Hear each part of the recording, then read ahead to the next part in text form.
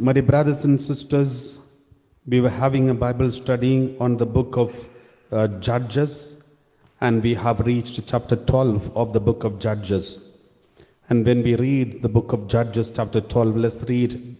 It is after the victorious victory of Jephthah, and he came back and he had to sacrifice his only daughter. And we heard about it yesterday. And today, chapter 12, verse 1, the men of Ephraim. So there is another tribe. When Jephthah and Gileadite, the Gilead tribe of Gilead, and Jephthah, when they came out victorious after a war against the Ammonites, when they became victorious, Ephraim, another small tribe, they came complaining, just as usual. They are always men of complaints. Only when there is a victory, they come complain. When they go for war, they don't come and join. When there are some people like this. When there is some victory, glory and everything, they want to take credit. But at the same time, for the pain, they don't want. The suffering, they don't want. They want credit. They are not happy about, at last, anyway, the enemy is a common enemy for both of them. Enemy is defeated. So the job is done. So they should be happy about it. Instead of being happy about what the job is done, they are upset about they are not getting the credit of it. Some people are like this. They are not worried about whether the job is done or not. They only want credit and glory out of it. That is why when after job is done, there are people start attacking each other. Oh, I'm not glorified. My name is not mentioned.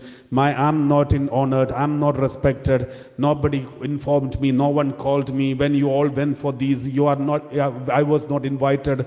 So these kinds of arguments are clear sign that you are only searching for credit, glory. You're not ready. You're not focused on the job being done. So here the job is done. That's the most important thing. And it is not they who fought. It is God who fought the battle. And therefore all glory should go to God. But Ephraimite, they were not ready to accept it. They wanted glory. They wanted credit. Therefore they were upset with the Gileadite and Jephthah. And we read like this. The men of Ephraim, verse 1. Men of Ephraim were called to arms, and they crossed to Zaphon and said to Jephthah, why did you cross over to fight against the Ammonites, and did not call us to go with you? We will burn your house and your house down over you. So they were so upset, and they shouted at their own brother tribe. Their brothers, Gilead and Ephraim. Their tribe, two tribes are brother tribes. They were so upset because they were not invited for a war. It is as if they are not invited for a birthday party. It's not a birthday party, it is a battle. Even for that they are complaining. Anyway, they are victorious. They should be happy about it. Because even both their common enemies defeated. But still, they are not happy about their common enemy being defeated. But they are upset because they are not getting the glory out of it. Then, the same mistake they did earlier too. Chapter 8 verse 13. I think it's chapter 8 verse 1 onwards. Chapter 8 verse 1 onwards. We read like this. Book of Judges. Then the Ephraimites said to him, to Gideon, the Ephraimites said to him, what have you done to us? Not to call us when you went to fight against the Midianites. And they upbraided him violently. They were so upset with him, so violently. And these Ephraimites complained against him. And then verse 2, we read like this. So he said to them, what have I done now in comparison with you? Is not the gleaning of the grapes of Ephraim better than the vintage? Abiezer, verse 3. God has given into your hands the captains of Midian, Oreb and Zeb. What have I been able to do in comparison with you? When he said this, the anger against subsided. He was so diplomatic. Gideon was very diplomatic, and he somehow managed to handle them amicably, and he did not instigate any fire into it. He was okay with that. And now let's read in the chapter 12 verse 2. Here now the same Ephraimites, they start attacking Jephthah with the same complaint. How come you did not invite us for the battle? Then what did Jephthah do? Jephthah is not like Gideon. Each person is different. If one time you are saved, doesn't mean next time you will have the same experience. One time you are forgiven doesn't mean you will have the same experience from the people on a different occasion. So each moment we have to learn a lesson from experiences. But here these Ephraimites did not learn a lesson from their experience. Jephthah said to them, my people and I were engaged in conflict with the Ammonites who oppressed us severely. But when I called you, you did not deliver me from their hand. When I was in need of help, you did not come. I called you. And verse 3.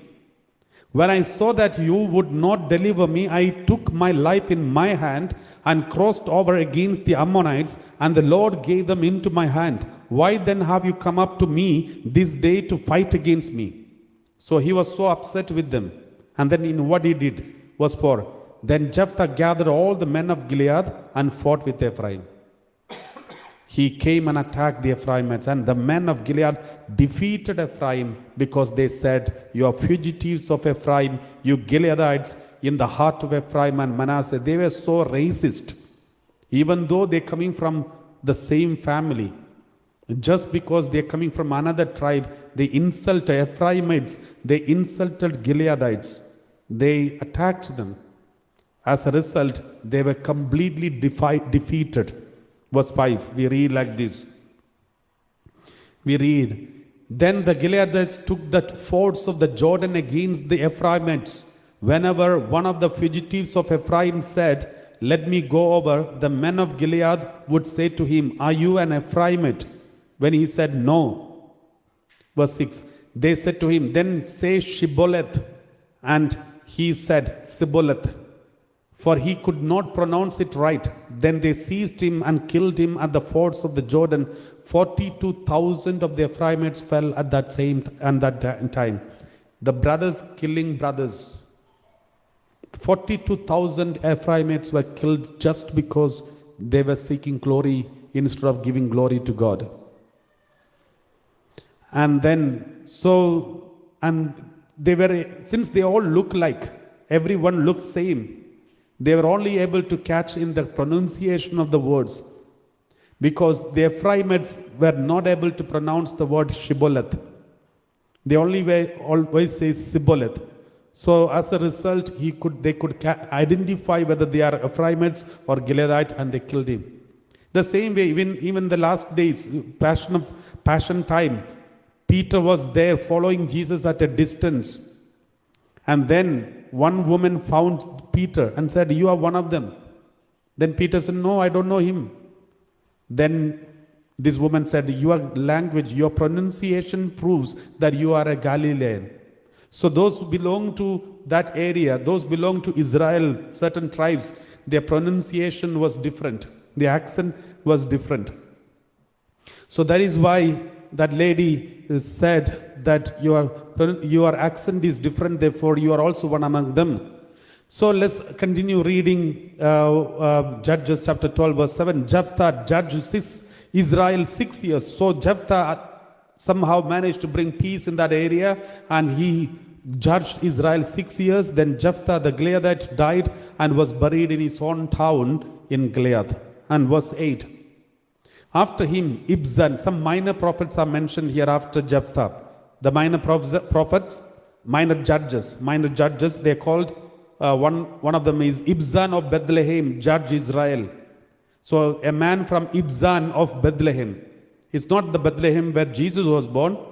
There are two Bethlehems in Israel. One is in the north area, another one is in the Judah, the Bethlehem of Judah. Jesus was born in the Bethlehem of Judah. But this Bethlehem is somewhere in the north, in the kingdom of Israel. The whole Israel is divided into two countries, the kingdom of Judah and kingdom of Israel. So this Bethlehem is in the kingdom of Israel.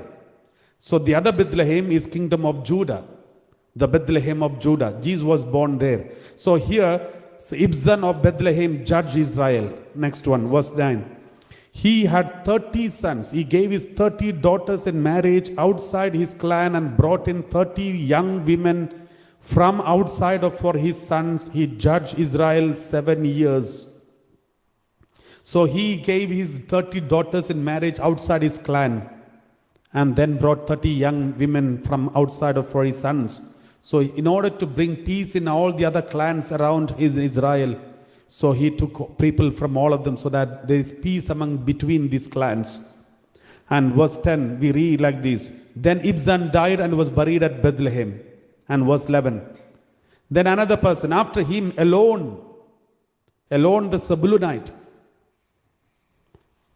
So after him alone the Zebulunite judged Israel.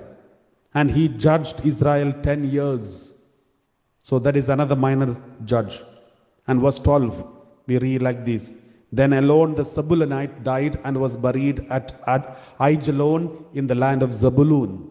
Another tribe, Zebulun. And after him, Abdon, son of Hillel, the Pirathonite, judged Israel. So the third minor judge, the Hillel, came and he judged Israel. And continue verse 14. He had 40 sons and 30 grandsons who rode on 70 donkeys. He judged Israel 8 years. So he rode on 70 donkeys means it's not Simon at the same time, but it shows that he had lots of wealth and he was a wealthy judge. That is why it is mentioned like this. And verse 15. Then Abdon, son of Hillel, the Pirathonite, died and was buried at Pirathon in the land of Ephraim in the hill country of the Amalekites. So this is how these minor judges also ruled and died. Now we continue. This chapter 12 is finished and we will have the chapter 13 tomorrow.